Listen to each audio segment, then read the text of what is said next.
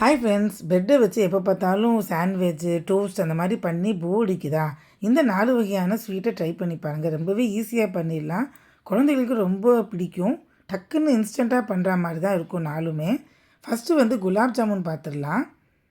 எப்பயும் குலாப் ஜாமுன் பவுடர் வந்து ஃபெஸ்டிவல் டைமில் தான் கிடைக்கும். மற்ற டைம்லாம் கிடைக்கிறது கொஞ்சம் கஷ்டம். அந்த மாதிரி இருக்கும்போது பசங்க கேட்டாங்கன்னா டக்குன்னு ஒரு ப்ரெட்டை வாங்கி இந்த மாதிரி ஓரமாக கட் பண்ணிவிட்டு கொஞ்சமாக பால் விட்டிங்கன்னா நல்லா சப்பாத்தி மாவு பதத்துக்கு பிசைய வந்துடும். எப்பயும் போல் ரவுண்ட் பண்ணி எண்ணெயில் போட்டு பொரிச்சு எடுத்துட வேண்டியது தான். ஒரு 5 இல்லை 10 நிமிஷத்தில் ரெடி ஆயிரும். அதுக்கு சுகர் சிரப் பார்த்திங்கன்னா எப்பயும் போல் அந்த குலாப் ஜாமுன் பண்ணுற மாதிரியே தான். ஒரு கப்பு எடுத்திருக்கேன். அதுக்கு 2 கப்பு தண்ணி ஊற்றிருக்கேன். கொஞ்சம் பிசு பிசு பதம் வந்தால் போதும். கடைசியாக கொஞ்சமாக குங்குமப்பூவும் ஏலக்காவும் போட்டு அந்த பொரிச்சு வச்சுருக்கிற குலாப் ஜாமுன் மேலே இதை போட்டுடலாம். சூடாக போட்டாலும் சரி, இதை தூக்கி அதில் போட்டாலும் சரி, எப்படினாலும் சூப்பராக இருக்கும் இந்த குலாப் ஜாமுன். கொஞ்சம் டெக்கரேஷனுக்கு மேலே நட்ஸ் போட்டிருக்கேன். ஸோ ஈஸியான இன்ஸ்டன்ட் குலாப் ஜாமுன் ரெடி.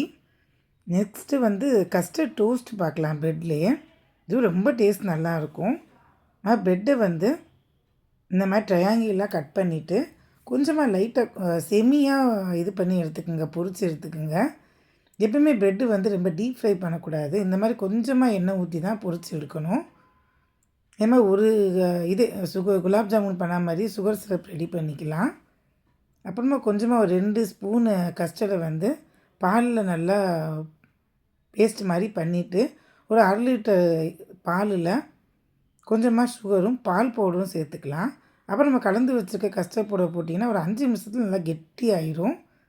கெட்டியாகி நல்லா ஆற வச்சதுக்கப்புறம் இந்த மாதிரி பேஸ்ட் மாதிரி ஆயிரும். அதை நம்ம பொரிச்சு வச்சுருக்கிற இதில் ப்ரெட்டுக்கு நடுவில் வச்சு சாப்பிட்டிங்கன்னா டேஸ்ட் ரொம்பவே அட்டகாசமாக இருக்கும். பசங்க கேட்டு வாங்கி சாப்பிடுவாங்க. ஹெல்த்தியான டிஷ் வேறு. உங்களுக்கு வேணால் இந்த ப்ரெட்டை வந்து இங்கே நெய்யிலே பொரிச்சுக்கலாம். இன்னுமே டேஸ்ட் ரொம்ப நல்லாயிருக்கும். 3rd டிஷ் பார்த்திங்கன்னா கஸ்டர்டை வச்சு புட்டிங் பெட்டில். அதே மாதிரி இதுக்கு முன்னாடி பண்ணது மாதிரியே தான் பண்ணணும். நம்ம ஸ்கொயர் டைப்பில் கட் பண்ணிக்கலாம். அதே இந்த மாதிரி இதில் போட்டு சேமியாக பொரித்து எடுத்துக்கலாம். ஒரு 2 ஸ்பூனு கஸ்டர்ட் பவுடர் இந்த மாதிரி பால் விட்டு கலந்துட்டு 1/2 லிட்டர் பாலில் அதே மாதிரி தான் கொஞ்சமாக 1/2 cup sugar, 1/2 cup milk powder இருந்தால் சேர்த்துக்கலாம். உங்களுக்கு ஆப்ஷனல் தான். பட் டேஸ்ட் ரொம்ப நல்லாயிருக்கும்.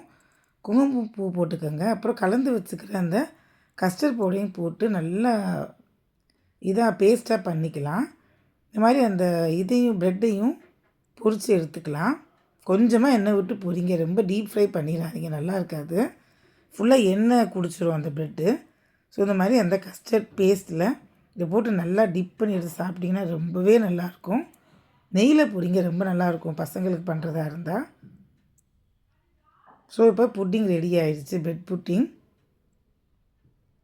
ப்ரெட்டு அப்புறம் வச்சு டோனட், அதை வச்சு எல்லாருக்குமே பிடிச்ச ஐட்டம் டோனட்டு. பட் வெளியே வாங்கினா கொஞ்சம் எக்ஸ்பென்சிவாக இருக்கும். வீட்டில் ரொம்பவே ஒரு 50-60 ரூபாயில் முடிச்சிடலாம். ஒரு 20 ரூபாய்க்கு இது வாங்கிக்கோங்க, ஒயிட் சாக்லேட்டும் டார்க் சாக்லேட்டும். 20 ருபீஸ்க்கு ப்ரெட்டு வாங்கிக்கிங்க, அவ்வளோதான். ஒரு 10-15 டோனட் பண்ணிடலாம் இதில் ஈஸியாக.